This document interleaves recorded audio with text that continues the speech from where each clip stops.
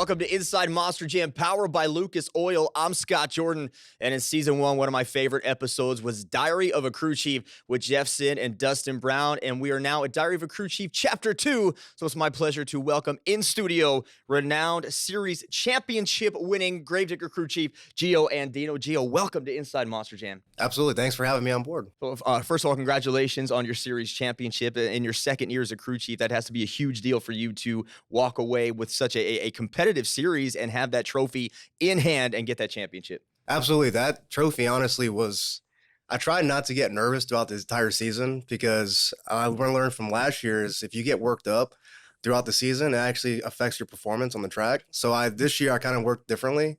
I try to tone that noise out, and I try to just focus working with Adam.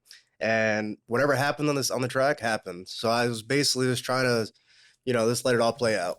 I know that you look up to Jeff Sin a lot, and you work with him. He's one of the greatest guys in the building and an incredible crew chief. But you did something that Jeff Sin could not do, and that was lead Adam Anderson to a series title. So have you been able to brag about that at all to Jeff? I actually have. So him and I have been keeping constant contact throughout the season. So literally, I'll tell him like, "Hey, this is how the truck's performing." He'll actually give me advice, like how to approach the different track layouts that we had. We've actually had East Rutherford style, which is basically POD style, and then we've actually had the berm style. So I've actually had to adapt to that one. That one was a little tricky for me. But yeah, Jeff Sin last year was watching him, honestly, last year was a little nervous because he kind of hinted to me that I was going to get the truck like little by little on the season. He was like, "Hey, you should probably get these specific set of pliers." I'm like, "Man, what for?" And then little by little, he's like, "You'll see why." And then once we got into World Finals is when he kind of fully told me that I was going to take it. We will get to the controversy behind the poaching of you to Team Gravedigger in a little bit. But first, I want to talk about your journey into Monster Jam. This is only your second season, which, as I said, is phenomenal that you won a series championship. But you came up through the ranks in the independents. So talk a little bit about how you got your start. What made you want to get into being a mechanic? So a lot of people don't know this, but I actually started off in independent life. So actually 2018, I actually was pursuing this career. I didn't know how I was going to start. I didn't know who to approach. And a light bulb went off in my head, and it was actually Matt Pagliarulo. I realized that they actually lived literally like in the same hometown. So I'm like, that's a no-brainer. So 2018, I actually found out that they were going to Miami. So I'm like, let me just drive down there, introduce myself. And I told him, I'm like, "Hey, I'm Gio Andino, just make an introduction. I want to learn monster trucks, just want to learn the trades." And he was like, "Oh, really? You live in my same hometown?" So right off the bat, we just started clicking.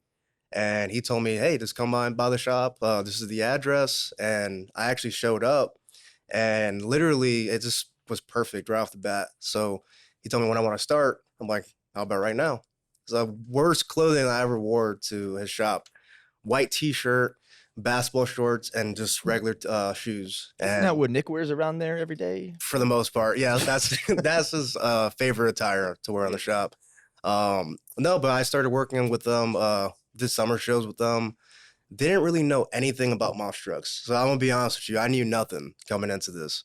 So what I actually did to help me learn was actually go on my phone. As cheesy as it sounds, I'll pull out the notepad to start writing, hey, what sockets were used for what tools were used for what. And that actually led me into where I'm at now, knowing like, let's say axle brakes. I know exactly what tools to grab. And it stems from doing that early on to where it's kind of like programmed in my mind to know exactly what tools are used for what nowadays. But no, they gave me my start. They went on the road with them in summer, did actually summer shows, just fairs and, this little racetracks, so summer racetracks. And it led me into doing Monster Jam stuff later on the following year when Kraken got introduced. And I was crew chief of Kraken. I was intimidated. That was my most intimidating season because I saw the Monster Jam guys and I knew what they were able to do, like super short time frames. And I was like, man, that'll actually be pretty cool to do stuff like that they're doing. But ultimately, after 2 years, actually 2.5 years working with them, I was kind of looking like long term.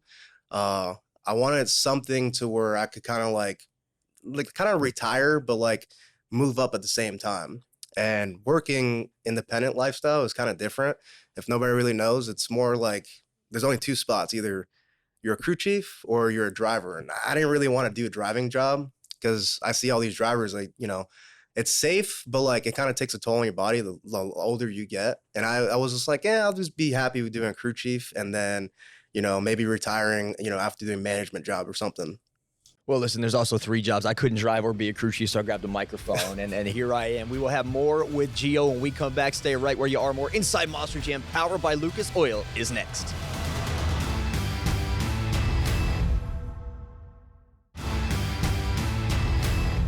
Welcome back to Inside Monster Jam, powered by Lucas Oil. We are the official Monster Jam podcast. Today, I'm joined in studio by Adam Anderson's crew chief, Gio Andino. We talked about your beginnings into being a technician. I do want to say that the fact that you were in Miami, I was in Miami as well, and my Lincoln SUV died in Miami in that parking lot. So where the heck were you there when my car was just dead and I had to leave it? It may still be out there, Gio. I never got that thing back. It's just done, and you were nowhere to be found. So thank you, man. Yeah, I no appreciate problem. that. Glad you got the job though. So let's go from your tomfoolery days. You decide you want to be in Monster Jam because you want to really build a life here with Feld and retire and be in this business for the long haul. So where did that opportunity to get into Monster Jam come from?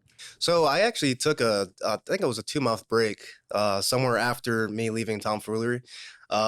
But I saw an application online, and I was like, let me just give that a shot. So I put my application in. Literally, like, not even a week later, I got an acceptance letter for Edward, and he was like, hey, just come by the shop. I'll show you around the studios. And the moment I stepped foot on this property, I honestly fell in love with everything: the trucks, the layout, the unlimited parts that we have. We're not parts changers, but we have a lot of parts to fix the trucks. And honestly, what gave me the opportunity to come in here was seeing everything that was in the studios. And it's something different that you don't get in an independent lifestyle. The colossal of parts. Well, that's fascinating to me because so many people out there ask me, how can I get a job here? And I always refer them to the website and the fact that you did your due diligence, you made your way through an independent team, you applied online, you got a job. It's out there, people. If you want to be in this world, there are opportunities, and my man right here is living proof of that. Well, let's talk about your involvement this season in 2023 with Adam Anderson, a 5-time World Finals champion. Got to be a little intimidating when you are out there wrenching that gravedigger truck. I'm sure there was a pressure cooker environment for you to keep him in competition, especially in the midst of a series championship race. Basically, I just wanted to be calm, just wanted to be relaxed. And me working with Adam it's if nobody's worked with Adam, it's kind of weird because he's so relaxed and calm to where actually you feed off the energy, and it's just fun. It's fun to work with him. Literally from the moment we get to the venue, for the moment we end the show, it's literally nonstop joking. So it actually makes my job easier. Like, I don't have to stress. I don't have to worry about anything. So we had the season pretty good. We had a couple hiccups here and there. I think we lost maybe 2 elements, this for mechanical issues, but you can't really foresee that. But it was fun. It's honestly fun to work with them. You basically a tale of two cities here. When you start the season in the beginning, Adam obviously is facing an uphill battle. Camden Murphy has the lead.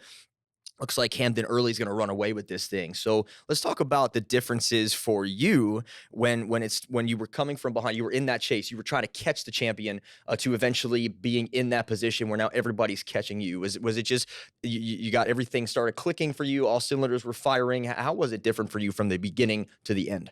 So we started off in Oakland with a bang. Well, I was happy because we had a first overall, first show. I'm like, oh man, if this is how the season's gonna start, we're good.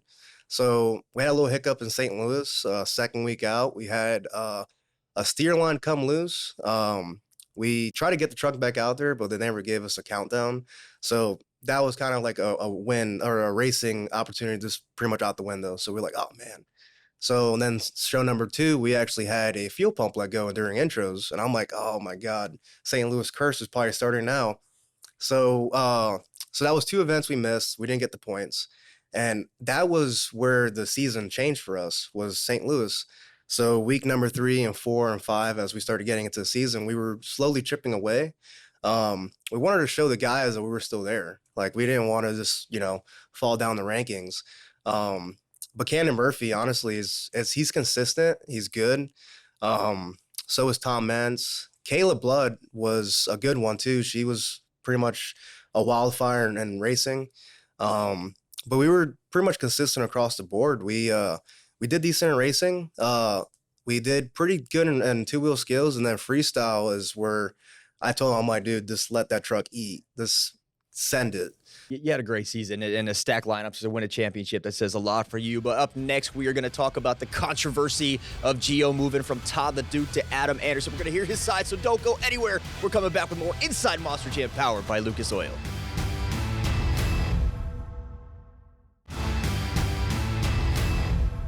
Welcome back to Inside Monster Jam, powered by Lucas Oil. This is Diary of a Crew Chief, Chapter 2 with Gravediggers Gio Andino. Gio, you went from Todd Leduc in your rookie season with Blue Thunder to Adam Anderson in Gravedigger. Before we talk about that switch, I reached out to Todd to get some thoughts on working with you. He sent me a wonderful video, so take a look.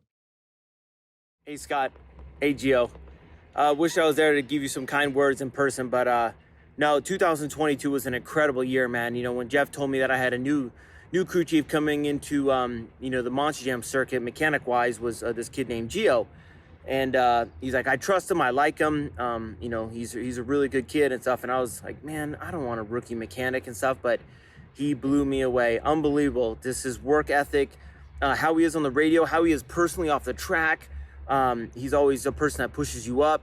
And never, ever once did I go out on the track thinking like, man, is my truck gonna have a problem tonight? And we saw some incredible racing events, giant airs, great freestyles, you know what I mean? And he's just a positive person and stuff. And like the professionalism I see out of Gio is high end. He's not just a good mechanic, he's an excellent mechanic. And just seeing him, nut and bolt in the truck, he's always walking around at the last second, right before the intro start. He has his backpack on with all the spare tools and stuff like that. And just, I always tell like Juan or Chris or the other guys that I've had, mechanic wise after Gio, and just go like, see how Gio is right there? Be like that. That's top notch mechanic. Congrats, man, on your championship this year. You're an incredible mechanic and stuff. And I wish I would have brought you a championship, but we just came up a little bit short. But like I said, dude, you're killing it. Keep it going, and I'll see you at World Finals. So, Todd, one of the most well-respected drivers in the business, to say those things about you, how does that make you feel? It makes me feel pretty good. This season or last season, I wanted to do him right. I knew he had awesome technicians over the years. He had TJ Tripp. He's had Dakota, and Jeff was with him as and well. Jeff's in. So I was pretty much trying to fill their shoes. And as intimidating as it was being my rookie crew chief year, I was pretty much honing in on Jeff's skills. That guy has taught me pretty much everything I needed to know to be able to handle drivers of that caliber. So I would ask Jeff this questions like, hey, how can I make my truck better? How can I do this? How can I do that? And he would literally just bring me underneath his wing and coach me. But we had a good season last year. Honestly, Jeff kind of got me to where I needed to be as a crew chief, and me and Todd, we pretty much clicked right off the bat. He's fun to work with. He's an awesome person outside the track. Basically it's just joking nonstop with those Todd on the track. And I kind of worked with him on, trying to keep your composure on the track. And we were consistent last year. We did pretty good all across the board, and it was fun working with Todd. Let's talk about switching teams. Jeff did it before you. Jeff was with Todd and then moved to Adam before he handed the reins of Gravedigger to you. You come in the next year, you're with Todd while Jeff is with Adam, and then Jeff decides to retire from being an active crew chief to come work in the garage here, and you get it. So there was, depending on who you talk to. Now, if you talk to Adam, he said, no big deal. It happens. I didn't ask for him. It just happened. But if you ask Todd, it's like, Adam took my crew chief with Jeff's in. Adam took my crew chief with Gio. We were building something special, Gio and I, and now I'm back to square one with somebody else. So I've heard from Adam on this. I've heard from Todd on this. I want to hear from you. What went on behind the scenes when you found out you were switching from Todd Leduc to Adam Anderson? And was there a controversy, or was it just, this is where I'm supposed to go, so that's where I'm going? So it kind of stems from the technicians on who we have. So at the time, Jeffson, when he first got Adam, he was the strongest candidate to take over Adam. Adam drives crazy. We're here to please the fans, and the fans are number one for us. So the truck has to go out there and perform.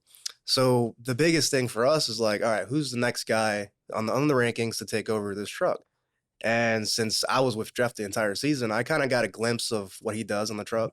So I saw what he did, how he took care of the truck, and it was kind of like a no-brainer for me because Todd wasn't doing anything during the fall, and it was kind of like my time to fill in for Jeff.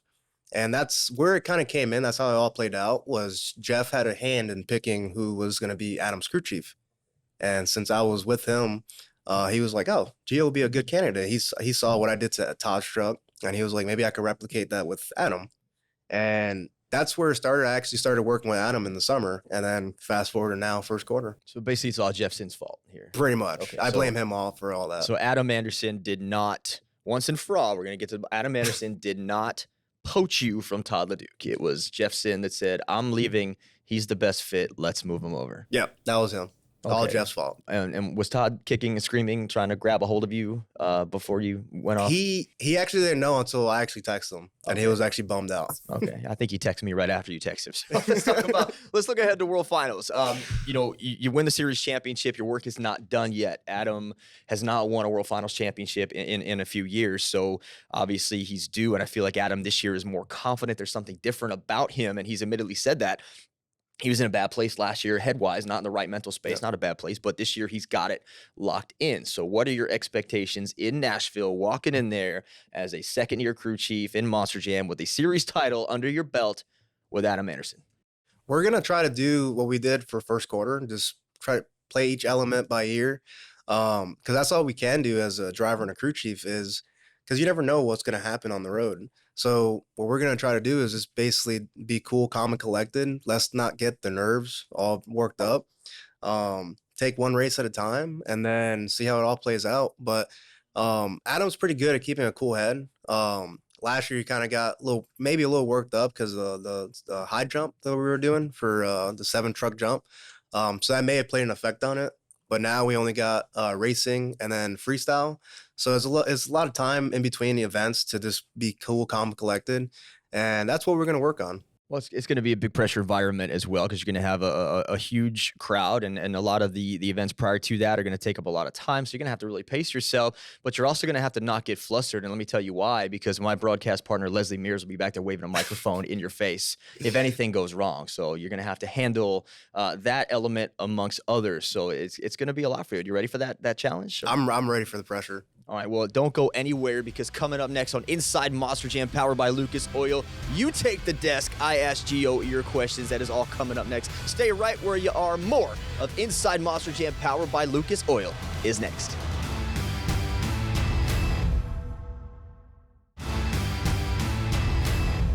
Welcome back to Inside Monster Jam, powered by Lucas Oil. I'm joined in studio this week by Adam Anderson's Gravedigger crew chief, Gio Andino. We talked about a lot of things about your career, but now it's time for me to hand off the questions to our viewing audience. You can follow me on Instagram, Scott Jordan, MJSX, and get your questions in for the show each and every week. We are going to start with Mutant Zoomies. Wants to know what's the easiest and hardest part about being on the road and being a crew chief in general? So the hardest part being on the road for us is the long time frames. So we've actually extended our season from last year to this year. We've actually instead of going for 3 months, we're gone for 5 months. So that's honestly the biggest hurdle for us is being gone from family for that long. But you're with your friends, your family. Like we consider our technicians our family because we're basically learning about these guys, girls and guys we have now. Get to hang out in the cities. So you're basically doing family activities on the road. And honestly, that kind of like bypasses the time. You kind of forget about, home. But when you're around those guys, you get to do sightseeing, whatever it is, see new cities, food. I'm a big foodie guy. I love eating food, big steak dinner. But you don't get the luxury like Adam does of going back to North Carolina and getting on the boat and riding around the No. property and being out in the woods. You got to come back here and wrench on the truck. So you got a double-edged sword there. Oh, know? yeah. It's an interesting life that you have, man. You're a very talented technician here. So Brandon Jopp wants to know what's the fastest you and your team have changed a transmission, and this is a comparative point because we've seen some teams do it in record time. We've seen some that have taken a little while and longer. Is it a missed competition? So from your standpoint, what is the fastest you have swapped out a transmission to Gravedigger? So me and my guys, we've actually done, I think total of 4 transmissions on the road. Usually for us, it's around 15 to 20 minutes. That's the good time frame. We've actually got ours done in 16 minutes, but it really depends on who you have with you. Because everybody works differently. What I like to do is I like to point jobs for people. Like one guy's working on the backside of the motor, one guy's working on the middle, and one guy's working on the front portion of the assembly. So it really depends. If, like, for instance, like you have your guys working with you from off first quarter, you guys know how to work with each other. You guys know where to go. And honestly, that makes it easier for us. Is like you never have to say, hey, do this, do that. It goes instantly without anything being said. There's some guys that do it within 20 minutes, which is still good. It depends on where you break. If you break in 2-wheel skills, you got plenty of time to make it back out. After 2-wheel skills, I mean, you still got time. When you break in the finals of racing, obviously you're in the finals, you're going to go towards the end of 2-wheel skills. That's still not a whole lot of time there at all. No, that's usually it's down to the minutes. Yeah. Probably less than 15 minutes for that one. So it's pretty much all hands on deck at that point. It's like, oh, transmission is broken, third round of racing. All right, you maybe got, if you're in the middle of the pack, you got maybe 10 minutes max. All right, well, this is my favorite fan question. I want to get to a quick answer here for you as we're running out of time. 704 AZN wants to know, who do you hate losing to more, Tom Mintz or Bryce Kinney? Oh, he went there, huh? He went there. I don't really like losing to Bryce because I know that crew chief. He's best buddy of mine. They've actually been pretty good. They've actually turned over a new leaf for Bryce.